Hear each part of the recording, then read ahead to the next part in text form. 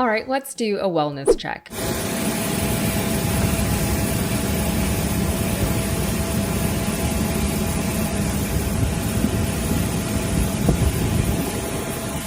From the very beginning of the Trump as a political candidate era, he has been inflating the numbers. From the day he was inaugurated, when his brand new press secretary told us the National Mall was packed full of supporters, when we could all see with our own eyes quite plainly for ourselves that it was not, we knew we were in for a weird 4 years. Photographs of the inaugural proceedings were intentionally framed in a way, in one particular tweet, to minimize the enormous support that had gathered on the National Mall.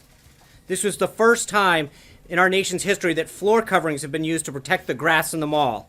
That had the effect of highlighting any areas where people were not standing, while in years past, the grass eliminated this visual. This was the largest audience to ever witness an inauguration, period, both in person and around the globe. Even the New York Times printed a photograph showing that a misrepresentation of the crowd in the original tweet in their paper, which showed the full extent of the support, depth, and crowd and intensity that existed. These attempts to lessen the enthusiasm of the inauguration are shameful and wrong. In that respect, Trump did not disappoint. But the man is all ego. If he can't convince people that he's popular and influential, then he's nothing. That's how con men work. That's how narcissists work. They have to trick you into thinking that they're so much more than they truly are. So never mind that Trump's already run for president twice and failed to win the popular vote both times. Never mind that his rallies have seen dwindling attendance over the years. Never mind that he is a tired old man with tired old talking points. So now we get videos of Trump waving to crowds of not a whole lot of people.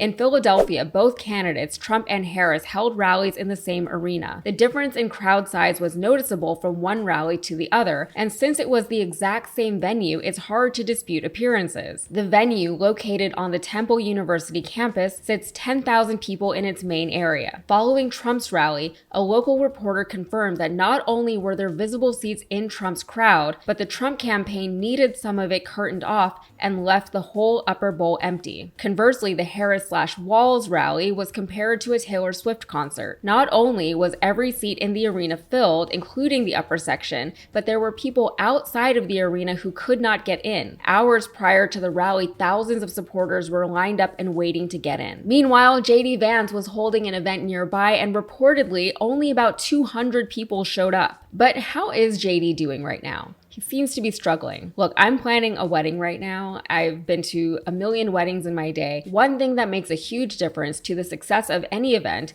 is having someone in charge to run the day who is definitely not the bride. They have fresh eyes and they can think of things that more amateur planners and brides might not think of. It's their job. So who was in charge of this sign behind J.D. Vance's head at one of his rallies? Whose idea was this? Behind J.D. Vance is a sign that says Kamala Chaos. It had white letters on a blue background, just like the sign Kamala has at her own rallies. Once they put supporters to stand behind Vance, their heads covered the chaos part of the sign, so it just looked like J.D. Vance was speaking at a Kamala rally. Who did this? It's also ironic that the whole shtick was that Kamala and her campaign were chaotic, and yet there's this. Vance tried to pull a stunt with Air Force Two, which is the plane that the vice president flies on. Vance rolled up to the plane in an effort to stage some bizarre viral moment where he confronts the literal vice president of the United States. His plan was to check out his future plane and ask Harris, why does she refuse to answer questions? Which questions? No one really knows what he was referring to, apart from the fact that since announcing her candidacy, which was not even 3 weeks ago, by the way, Kamala hasn't sat down and done any interviews with any kind of journalist, and she hasn't really taken a whole lot of questions. But to be fair, she has been campaigning. She's been doing rallies. She's out there. We see her. Anyway, it all went bust when Harris wasn't even there. And again, they keep making this allegation that VP Harris is nowhere to be found.